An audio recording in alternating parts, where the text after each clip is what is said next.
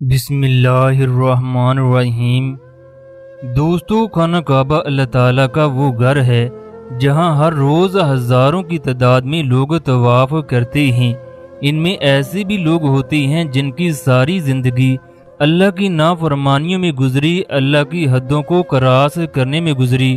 کچھ ایسے بھی ہوتے ہیں جو ساری زندگی خانہ کعبہ کے دیدار کو ترستے رہے، جبکہ بعض ایسے بھی ہوتے ہیں جو لوگوں کے اربوں روپے کھا کر، لوگوں سے دھوکہ کر کے اپنی بہنوں کا حق مار کر خانہ کعبہ کا طواف کرنے کے لیے جاتے ہیں۔ کچھ نے تو پوری زندگی ایسے کام کیے ہوتے ہیں جس سے انسانیت بھی شرما جائے۔ مکہ مکرمہ کا ایک امام ہر جمعرات کو عمرہ ادا کرنے کے لیے خانہ کعبہ آتا۔ اس کی عمر 60 سال کے قریب تھی۔ اس کی زبان سے ہر وقت اللہ کا ذکر جاری رہتا۔ سننے والے اس کی قرآن کی آواز کو سننے کے لیے ترستے۔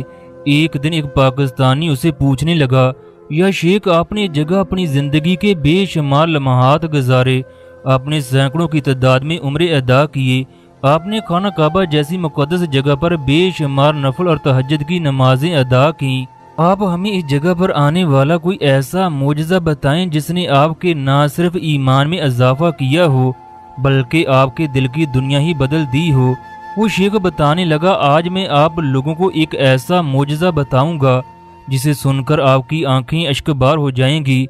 آپ کی زبانوں سے نہ صرف اللہ اکبر جاری ہوگا بلکہ آپ اس واقعہ کو زندگی بھر بھول نہ سکو گے۔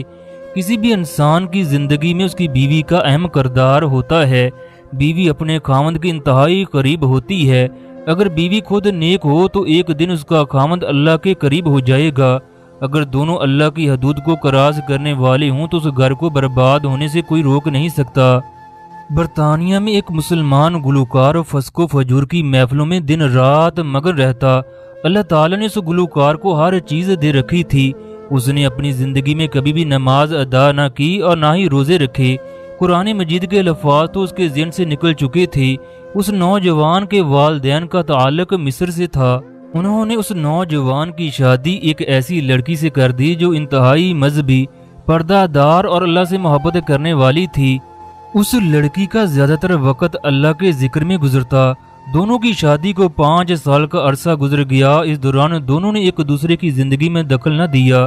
ایک دن آدھی رات کو وہ نوجوان ایک بڑی محفل سے گانا گا کر آیا تو اس کی بیوی اس کے سامنے آ گئی، کہنے لگی، میں ایسے آدمی کے ساتھ ہرگز زندگی نہیں گزار سکتی جو صبح و شام اللہ کی حدود کو توڑتا ہو، جس کو اپنی نمازوں کی کوئی فکر نہ ہو، جس کے گھر میں حرام کا مال آئے، جو ساری رات باہر گزار کر دن کو گھر آئے، جس کی لبوں پر اللہ کا نام نہ ہو، جو فجر کی نماز بھی ادا نہ کرتا ہو۔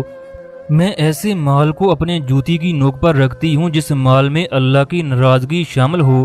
وہ نوجوان بیوی کی باتیں سن کر چیخ پا ہو گیا۔ اسے اس بات کی توقع نہ تھی کہ اس کی بیوی اس طرح کے جوابات دے گی، اس کے بارے میں اس طرح کے خیالات رکھتی ہے۔ چنانچہ دونوں میاں بیوی کے درمیان جھگڑے شروع ہو گئے۔ نوجوان اس کی باتوں کو سنی انسنی کر دیتا۔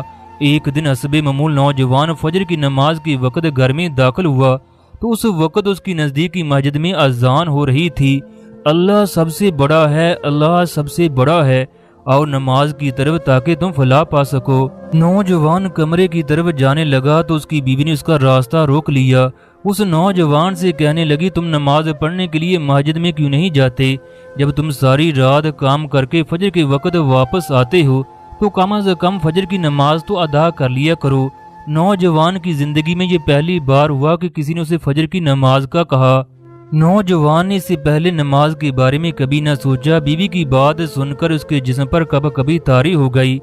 وہ کہنے لگی، مسلمان اس وقت مسجد کی طرف جا رہے ہیں جبکہ آپ گھر کی جانب آ رہے ہو۔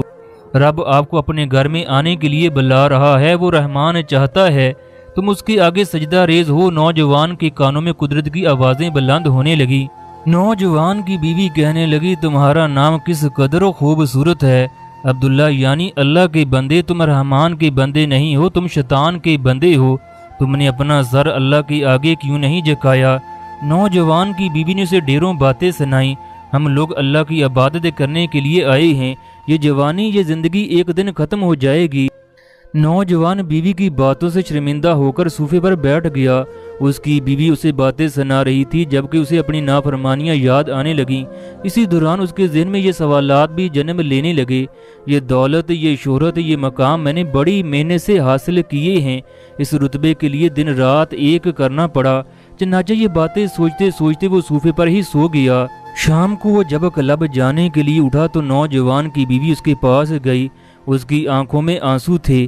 وہ کہنے لگی، ہمارا رب رزق دینے والا ہے، میرے پیارے شوہر، حلال کا ایک لقمہ حرام کے ہزاروں لقمے سے بہتر ہے۔ میں نے آپ سے کبھی بھی کسی بھی چیز کی فرمائش نہیں کی، پھر مجھے کیوں رزق حرام کھلا رہے ہو؟ نوجوان تیزی سے باہر کی جانب بھاگا کہ کہیں وہ اپنی بیوی کی باتوں پر عمل نہ کر دے۔ وہ کلب کے دروازے پر پہنچا تو عشاء کی اذان ہو رہی تھی۔ اللہ کا ایمان اسی وقت غالب آیا۔ وہ کلب کی بجائے مسجد کی جانب چلا گیا۔ جیسے ہی وہ مسجد کے اندر داخل ہوا تو ہر طرف شور برپا ہو گیا۔ عبداللہ نماز پڑھنے کے لیے آیا، عبداللہ نماز پڑھنے کے لیے آیا۔ مسجد میں موجود تمام لوگ اسے ہاتھ ملانے لگے۔ اسے مسجد میں دیکھ کر انتہائی خوش ہوئے۔ نوجوان نے بیوی کو گھر میں جا کر خوشخبری دی، اس نے گانوں سے توبہ کر لی ہے، اپنی قیمتی گاڑی کو بیچ کر پیسے غریبوں میں تقسیم کر دیے، گانوں سے حاصل ہونے والی آمدن سے مسجد تعمیر کی۔ اس کا ذاتی ایک بہت بڑا اسٹوڈیو تھا جس میں دنیا کے قیمتی موسیقی کے آلات موجود تھے، اسے اللہ کی راہ میں وقف کر دیا۔ اس جگہ اب اللہ کا قرآن ریکارڈ ہونے لگا۔ اب عبداللہ کی آزمائش کا وقت شروع ہوا، اس کی تمام آمدنی ختم ہو گئی۔ اس کے دوست اس کے پاس آ کر گانے کی فرمائش کرتے رہے مگر وہ انکار کرتا رہا۔ اس نے تمام لالچ ٹھکرا دیے۔ پھر وہ دونوں میاں بیوی مکہ میں عمرہ ادا کرنے کے لیے آئے۔ اس نے خانہ کعبہ میں دعا مانگی، یا اللہ میری خواہش ہے کہ میں اسی شہر میں رہ کر تیری عبادت کروں، مجھے اسی شہر میں روزگار فراہم کر دے۔ چنانچہ وہ مکہ میں قرآن کو حفظ کرنے لگا۔ مکہ میں قرآن کو ریکارڈ کرنے کی نوکری مل گئی۔ وہ عبد الرحمن السدیس کی آواز کو ریکارڈ کرتا۔ تقریباً 1 سال کے دوران اس نے قرآن حفظ کر لیا۔ پھر اللہ کا کرنا یوں ہوا، اسے مکہ کی ایک بڑی مسجد کی امامت مل گئی۔ یوں اللہ تعالیٰ نے اسے مکہ کے اندر روزگار بھی فراہم کر دیا۔ وہ مکہ کی ایک مسجد کا امام بھی بن گیا۔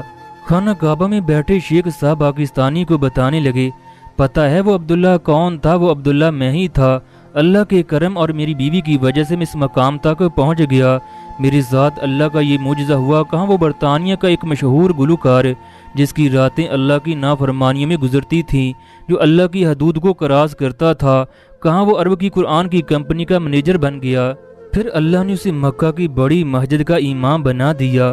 دوستو، ہر انسان گناہ گار ہے، کوئی بھی انسان گناہوں سے پاک نہیں، لیکن ہماری زندگی میں ایسے دوست لازمی ہونے چاہیے جو ہمیں اللہ کی طرف لے کر جائیں، ہمیں اللہ کا راستہ دکھائیں۔ اگر ہماری زندگی میں ایک بھی نیک دوست نہیں تو ہم بہت بڑے خسارے میں جا رہے ہیں، کیونکہ کل قیامت کے دن جو جس کا ساتھی ہوگا وہ اسی کے ساتھ کھڑا ہوگا۔